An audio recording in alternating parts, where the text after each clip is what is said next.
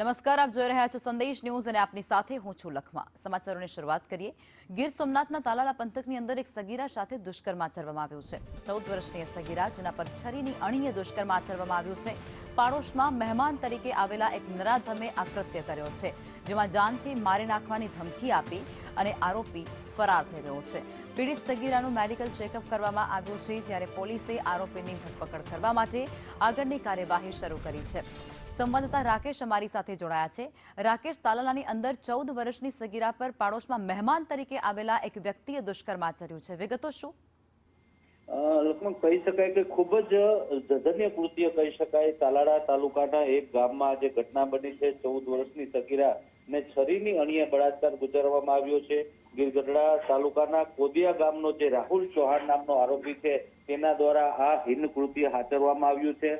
તારીખ 28ની રાત્રિના આ ઘટના બની હતી। ત્યારબાદ જે દીકરી છે તે હતપ્રત બની હતી।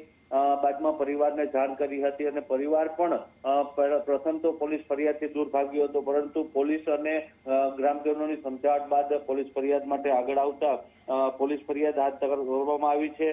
જે પ્રકારે ફરિયાદમાં ઉલ્લેખ છે તે પ્રમાણે પડોશીને ત્યાં જે સંબંધી આવ્યો હતો ગીરગઢડાના કોદિયા ગામનો રાહુલ ચૌહાણ નામના વ્યક્તિએ રાત્રિના 1 વાગે આ દીકરીને બહાર લઈ જઈ અને છરીની અણીએ તેની સાથે દુષ્કર્મ આચર્યું છે। હાલ તો પોલીસે આ નરાધમ વિરુદ્ધ ગુનો દાખલ કરીને તેને ઝડપી લેવા માટેના ચક્રો ગતિમાન કર્યા છે। જી, આભાર રાકેશ।